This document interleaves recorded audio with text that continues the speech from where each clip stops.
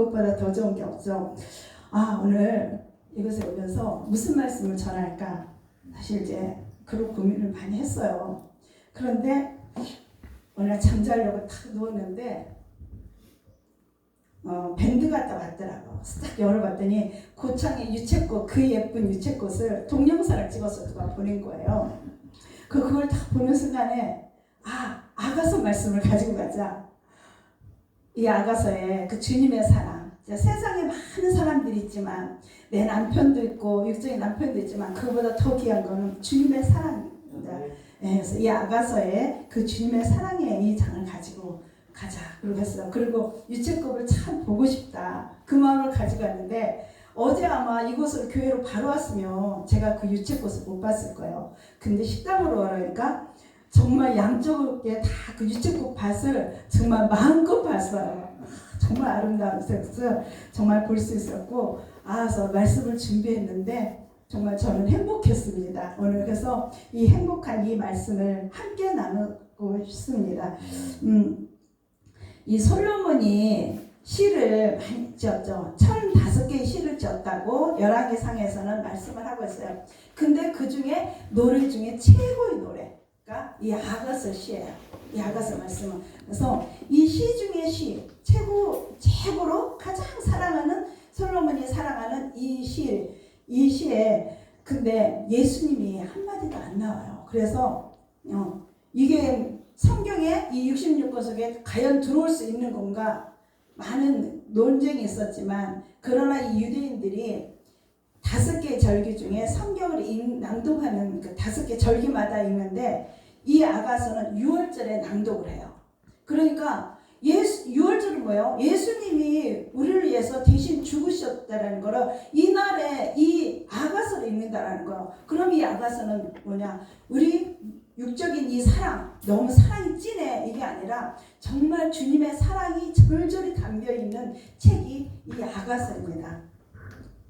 그 주님의 사랑이 절절히 담겨있는 것을 정말 말씀 속에서 찾아보고 그러면 나도 그 주님의 사랑을 내가 정말 그렇게 절절히 사랑하나 아니면 주님이 또 나를 사랑하나 우리가 그 사랑에 흠뻑 적는 시간이 되길 소망합니다. 아멘. 아멘. 네. 주님께서는 그럼 이렇게 사랑하는 이유가 뭘까요? 우리를 부르신 이유가 나는 너와 사귀고 싶어. 너와 교제하고 싶어. 그거예요. 첫째는요. 네, 언제나 그래서 우리를 그렇게 부르시고 애타게 찾으시고 오늘 이 4장 1절부터 쭉 말씀이 아주 극찬을 하잖아요. 이렇게 칭찬을 하고 아낌없이 할 수 있는 거는 바로 나는 너와 교제를 나누고 싶어. 네.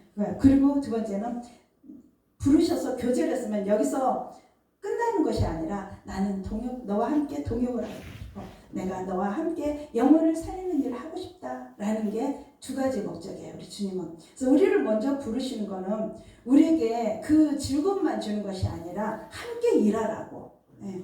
우리를 부르셨어요. 그 일하는 방법은 다양하지만 일하라고 부르셨습니다. 그래서 이 4장이 제가 본문을 4장으로 했는데 1장부터 쭉 한번 보려고 그래요. 근데 1장의 첫 번째 딱 나올 때 뭐라 그러냐면 1장에 아가 입맞추길 원하니 내게 입맞추기를 원한다고 했어요. 우리 친구끼리 입을 맞출 때는 주로 어디다 맞춰요?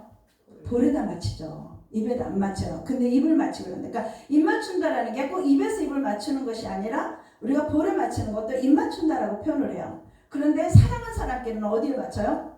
입을 맞춰요. 여기에서 말씀하는 입을 맞춘다는 뭐냐? 말씀이 내 속에 들어온다는 거예요. 말씀이 전해진다는 거예요. 그러면 우리는 뭘 전하냐? 주님의 말씀이 입을 맞춤으로써 주님 말씀이 내 입에 들어옴으로써 나는 그 말씀 내 입에 담아준 그 말씀을 전하는 일을 하는 거예요. 동역하자. 교제를 통해서 그 말씀이 내 입으로 들어오고 또한 동역하자 해서 그 동역돼서 말씀을 우리는 선포하고 전하고 그래서 영혼을 살리는 일을 하러 가십니다. 아멘. 네. 그래서 이 아가서에 보면은 솔로몬과 술람미의 이 여인의 이 사랑 이야기가 나오는데 여기서 이 술람미가 막 좋아하죠. 솔로몬을 너무 사랑해요. 그래서 나에게 좀 입맞춰 달라고 얘기하고 내 침실로 가보자고 그래요. 그런데 자기 자신을 돌아보니까 나는 다른 사람들에 비해서 나는 검고요. 나는 안 이뻐요. 내가 농사를 짓고 그다음에 햇빛에 막 타가지고요. 그을려서 내 모습을 보니까 너무 볼품이 없어요. 이렇게 해서 두려운 거예요. 아, 나는 솔로몬을 참 좋아하긴 하는데 나를 어떻게 생각할까? 사랑하는 여인이 사랑하는 사람이 나를 어떻게 볼까? 이 두려움과 공포가 있는 거예요. 그러니까 우리 주님을 만날 때 나 주님을 만나고 싶어. 근데 주님이 정말 나를 사랑할까? 이 마음이라는 거예요. 지금 그렇게 가서 그렇게 해서 나는 두려워서 나는 아무것도 못해. 나는 부족해. 나는 안 될 거야. 나는 안 예뻐할 거야. 나는 안 좋아질 거야. 이렇게 자꾸 좌절감에 빠져 있는 거예요. 그런데 찾아와서 솔로몬이 뭐라 그러냐면 아니야. 넌 검으나 예뻐. 네, 누가 예뻐주면 돼요? 지금도 내 남편이 예뻐해주면은 된 거예요. 그럼 못났어도 남편이 예뻐주면 난 최고인 것처럼 다른 사람 앞에 의심하면서 나갈 수 있죠. 이 술람 여인도 나는 그렇게 모자라고 나는 부족하고 나는 검게 탔고 볼품없고 이렇지만은 나는 예쁘다고 침실로 가자 그래서 그 사랑을 해주니까 자신감을 얻게 되는 거예요. 우리도 주님 앞에서 똑같아요. 주님 앞에서 나는 부족하고 나는 연약하고 나는 아무것도 할 수 없지만 주님께서 나를 사랑으로 안아주시고 나를 끌어주시고 너는 할 수 있어 하면은 할 수 있습니다. 내게 능력 주시면서 내가 모든 것을 할 수 있다고 말씀하신 것처럼 할 수 있는 자신감을 불어넣는다는 거. 이 술람 여인도 그렇게 부족하다고 생각했지만 이제 자기 정체성을 발견했고 그리고 이제 하나님 앞에 서가는 거예요. 근데 너무 사랑을 해주니까 너무 좋아가지고 이 사랑에서 안 깨어나고 싶어. 나 이 사랑에 계속 간직하고 싶어. 우리 주님 만나면 그렇잖아요. 교회 막 가고 싶어. 나 주님만 만나서 주님만 뽀뽀하고 싶어. 그런 얘기 많이 해요. 저는 나 오늘도 주님만 뽀뽀하러 간다. 뭐였냐? 주님과 대화하러 기도하러 가는 거를 우리는 그냥 나 주님만 뽀뽀하러 가. 왜? 주님과 그렇게 교제를 한다. 기도를 통해서 교제한다고. 이렇게 너무 좋아가지고 그렇게 막 뻑 젖는 거예요. 근데 주님께서 그렇게 사랑을 흠뻑 해주고 나더니 하는 얘기가 일어나라. 나와 함께 갈 곳이 있다. 가자. 그래요. 싫어요. 난 이 침실이 좋아요. 나 여기서 사랑만 나누고 싶어요. 사랑만 해주세요. 아니야. 가자. 함께 가자. 계속 일어나서 가라 그래요. 근데 안 가요. 쓰려니까. 그랬더니 신랑이 그냥 떠나버려요. 그러는데 너 어디로 가야 돼? 거친 들로 가세요. 아니 사랑한다 그래놓고 거친 들로 가자고 그럽니다. 보면은 이 출애굽기에서도 보면 이스라엘 백성들을 그 애굽에서 홍해를 다 건너보려 하더니 너무 좋아서 홍해를 건너게 하고 그 쫓아오던 적군을 다 물리치기니까 야호 신났다 좋았다 우리 하나님 최고 최고 이러고 하나님 막 찬양을 하고 좋아하는데 어디로 데리고가요? 광야로 데리고 가요. 또 신학에 와서 보니까 마가복음, 마태복음, 이 누가복음에서도 다 사랑한 자라고 세례를 주고 그러고 났더니 내가 기뻐하는 자고 내가 사랑하는 자라고 칭찬을 막 하더니 예수님을 어디로 끌고 가요? 광야로 데리고 가요. 광야로 가서 40일을 금식하게 시키고 마가복음에서는 심지어 아주 광야로 몰아쳤다라고 얘기를 해요. 이렇게 광야로 몰아칩니다. 여기 아가서에서도 똑같아요. 그렇게 사랑한다고 하라고 최고야 네가 최고야 이 세상에서 너가 최고야 하라고 그렇게 해놓고 칭찬을 해놓고 가는 곳은 이제 거친 들로 가세요. 거친 들로. 그래서 가기 싫다 그러니까 그냥 주님이 떠나버려요. 그러니까 이 술람에게는 이제 깜깜한 밤이 찾아오는 거야. 이제 찾아다니기 시작해요. 내 사랑 어디 있죠? 물어봐요. 사람들에게. 내 사랑하는 내 님이 어디가 있어요? 어디가 있어요? 좀 찾아주세요. 어디 가면 만날 수 있어요? 이렇게 얘기를 해요. 근데 찾지를 못하고 헤매다가 나중에는 병까지 난다 그래요.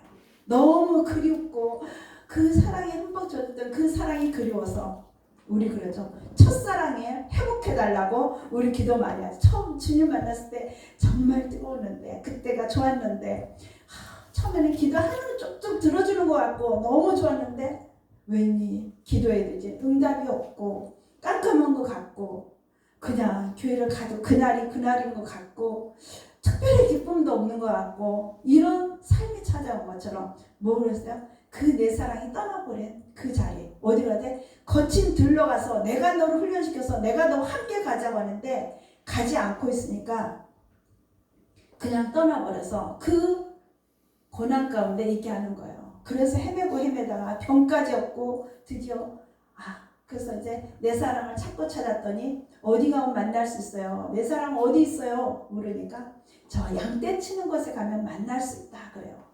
우리 주님은 항상 어디였어요? 영혼을 치는 일, 영혼을 살리러 가 있어 영혼을 구원하는 일에 항상 그곳에 가면은 있다는 거. 그래서 우리가 주님을 만나기 위해서는 어디로 가야 돼요? 우리도 영혼을 살리는 일에 가야 된다는 거예요. 오늘 그래서 이곳에서도 저희들이 이렇게 함께 와서 동역하면서 정말 영혼을 살리는 일을 저희들이 하나님이 기뻐하시는 일, 하나님을 만나는 일을 우리가 하고 있는 줄 믿습니다. 아멘. 예. 그래서 그곳으로 가라고 그래요. 그곳에 가면은 있다. 항상 예수님은 그곳에만 있단다. 바로 양떼들을 치는 곳에만 있다. 그래서 그리고 또 막 어디로 가야 되느냐? 양떼들이 갔는데 그 무리 속에 너희들이 있어야만 된다. 네가 거기 있어야지. 네 그 병난 것들 회복할 수 있으려면 그 양떼를 치고 양떼들을 돌보는 그곳에 네가 거해야 된다라고 그래요. 우리는 어디에 있어야 돼요? 영적으로 지금 우리가 하나님의 일을 하는 곳에 우리는 함께 해야 된다라는 거예요. 그래야 우리 영혼이 살고 우리가 살아난다라는 거예요. 그 영혼을 살리는 일에 그곳에 그리고 어디로 했냐? 염소 새끼 발자취를 따라가라 라고요. 우리는 주님의 발자취를 따라가야 된다는 거죠. 우리는 그래서 우리가 하는 일은 주님이 하신 일을 그대로 해야 되는 줄 믿습니다. 그 일을 따라서 나가는 우리가 되어야 되는 줄 믿습니다. 네. 예. 그렇게 해서 그래서 후회를 하는 거야. 이제 술람미가 내가 함께 가자고 할 때 갈걸 그 거친 들이라도 주님이 함께 했으면은 내가 이렇게 그리워하지 않고 내가 병까지 나지 않았을 텐데 내가 왜 거절을 했을까 후회를 하면서 이제 아주 통렬하게 회개를 해요. 회개 기도를 막 해요. 회개하고 또 회개하고 이러다 보니까 어느 날 이 솔로몬이 찾아와요. 회개의 눈물을 막 흘리다 보니까 찾아와요. 그래서 너무 기쁜 거예요. 내가 그렇게 자꾸 찾아다닐 때 없더니 양떼를 치는 곳에 가라 했더니 그곳에도 찾아갔는데 보이진 않았고 그런데 내가 회개의 눈물 흘리면서 도대체 돌아달라고 어디 계시냐고 그렇게 회개하며 나아갔더니 찾아왔네. 이제는 그 주님 놓치지 않으리라. 꽉 붙잡는 거야. 두 번 다시 놓치지 않으라. 우리 주님께서 우리를 붙잡고 계신데 우리는 주님을 놓는 것 같지만 여기를 손을 잡는다는 건 여기를 꽉 잡는데요. 우리 그죠 이렇게 등산 같은 거 하다가 난조리할 때 잡을 때 어찌 잡아요? 손을 이렇게 잡으면은 미끄러져 가지고 놓치잖아요. 근데 손목을 탁 잡아줄 때는 안 놓쳐요. 잡은 사람이. 그러니까 주님은 우리를 어디 잡느냐 손을 잡는데 이 손을 꽉 틀어 잡는 거예요. 근데 이제 뭐인데 이 술람미가 주님을 그렇게 붙잡겠대요. 이제 거꾸로 그렇게 꽉 붙잡아서 놓치지 않겠다. 온 때까지 주님이 다시 오는 그날까지 재림의 때까지 놓치지 않고 주님만을 붙잡고 끝까지 가겠습니다. 이 아가서 끝까지도 계속 끝까지 잡고 가요. 아주 붙잡겠다라고 말씀을 해요. 그렇게 붙잡고 그렇게 나가니까 이제 다 나와서 이 사장에 와서 극도로 칭찬을 해요. 8가지로 칭찬을 합니다.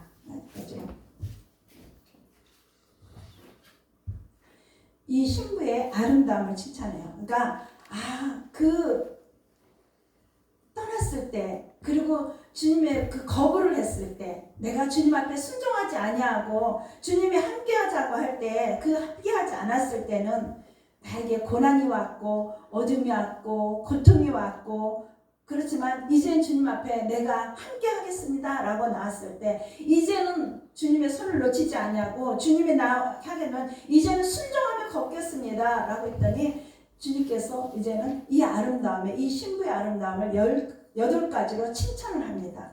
그리고 나서 뭐라냐면 이제는 내 사랑이 아니라 나의 신부요 라고 얘기를 해요. 나의 신부라고 얘기를 합니다. 이 무려 이 4장 8절부터 5장 1절까지 이 짧은데 이 사이에 나의 신부여라는 얘기를 6번이나 반복을 해요. 6번이나 계속 반복을 하고 마지막 요한계시록에 갔을 때 그 요한계시록에서 마지막 7번째 나의 신부라고 얘기를 하죠. 마지막 재림의 때 부르셔서 그러니까 이렇게 나의 신부라고 칭찬하시면서 첫 번째로 칭찬하는 내용이 어디냐면 어여쁘고 내 사랑 너는 어여쁘고 어여쁘다. 노을 속에 있는 내 눈에 이 비둘기 같고 내 눈이 비둘기 같다 라고 얘기를 해요. 뭐부터 칭찬해? 눈을 칭찬을 하는데 우리 눈 몇 개죠? 우리 눈은 두 개죠. 그래서 우리는 이쪽도 보고 이쪽도 보고 막 바라볼 수 있어요. 그리고 사람들은 어때요? 외도도 하고 다른 여자 좋아하고 또 다른 남자 좋아하기도 하고 두 곳을 바라요. 근데 이 비둘기의 습성은 딱 한 곳만 바라본대요. 새들이요 다 두 개를 바라보고 짐승들이 다 두 곳을 바라봐야지 적이 쳐들어왔을 때 방어를 할 수가 있어요. 그런데 이 비둘기만큼은 한 곳만을 바라본대요. 그래서 비둘기같이 순결하라는 얘기도 이 신앙에서 계속 얘기하고 이런 게 한 곳을만 바라보는 그 순결함. 여기서도 네 눈이 비둘기 같다라는 얘기는 너는 한 곳만 바라볼 줄 알아. 그러니까 네 신랑 대신 예수만 바라볼 줄 알아. 오직 예수만 바라보느냐. 그럼 우리 예수님이 아닌 다른 내 신랑 이 비유를 어디로 했냐면 남편이 있는데 남편이 죽었어요. 그러면은 남편이 죽었으니까 나는 다른데 다른 남자랑 또 결혼할 때 아니에요. 비둘기는 내 남편이 죽었으면 죽을 때까지 수절하면서 그 오로지 한 남자 만났던 그 남자로 끝을 맺어요.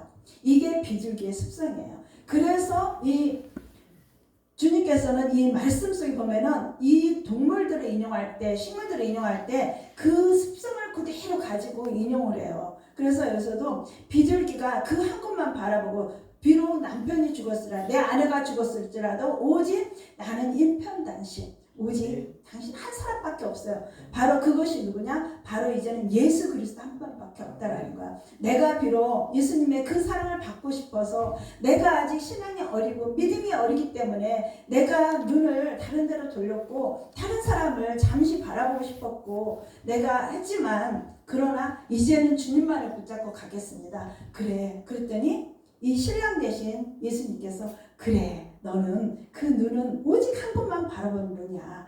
나만 바라보는 눈이다. 그래 그래서 비둘기 같은 눈을 가졌다라고 칭찬해 줍니다. 우리에게도 정말 주님이 우리를 바라보실 때 그래 너는 비둘기 같은 눈을 가지고 있는 자라고 칭찬을 받는 우리 모두가 되기를 소망합니다. 아멘. 예. 그 다음에 이제 두 번째는 머리털은 길라 산기슭에 누운 염소 같구나 라고 얘기를 하죠. 이 머리털은 나시린일 때 나시린 얘기를 할 때 머리털을 자르지 말라라고 했죠. 이 머리털에서는 뭐인데 힘을 상징을 해요. 그러니까 염소떼 같은 머리털. 그러면은 염소떼는 뭐인데 이 강인함 이런 걸 나타내는 뿔이 굉장히 염소가 강하잖아요. 그 염소 뿔이 받으면은 목숨을 잃을 정도로 아주 위험적이고 이래요. 그래서 아주 그 간인함, 그러니까 주님밖에 없고 주님만 의지하고 나의 모든 힘, 나의 모든 것을 다 주님께 바치겠습니다. 헌신하겠습니다. 이젠 주님밖에 없습니다. 나의 모든 삶을 다 주님께 드리겠다라는 이 고백이 바로 신랑이 봤을 때 너에게 그게 있구나 라고 칭찬하는 겁니다. 우리에게도 우리를 향해서 주님이 그래 너는 그 정말 주님 한 사람만을 바라보면서 한 사람에게만 충성하고 헌신하고 그 너의 모든 삶을 드리기를 원하는 그 삶이 있구나라는 칭찬을 듣는 우리 모두가 되기를 소망합니다. 아멘.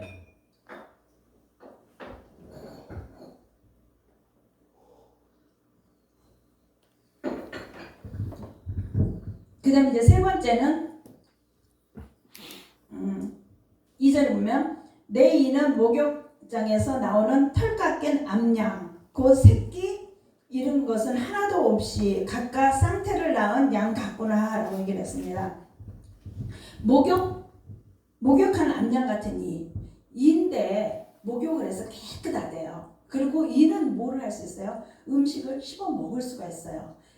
신앙이 어린 자는 음식을 못 먹어서 에베소서 보면은 뭐였는데 죽을 먹게 되죠. 근데 믿음이 자라면 이제 씹을 수 있는 단계예요. 그러니까 너는 이제 그렇게 성숙해져. 네가 그 고난을 겪고 쭉 거친 들을 가잡았을 때는 안 갔지만 네 혼자 그 고생을 해보니까 이젠 주님 없이 안 되겠다고 네가 그만큼 됐지만 성숙했구나 네 믿음이. 그래서 이제는 음식을 씹을 수 있는 단계가 되었다. 그런데 음식을 씹을 수 있다는 거고요. 씹어서 다른 사람에게도 아기에게도 음식을 씹어서 주듯이 이제는 씹어서 네가 먹을 수 있고 씹어서 줄 수 있는 단계가 되었다. 그러니까 너의 신앙이 그만큼 너의 믿음이 그만큼 자랐고 네가 이제 다른 사람을 양육할 수 있는 단계가 되었다라고 얘기를 합니다. 그렇게 칭찬을 해주는 것입니다.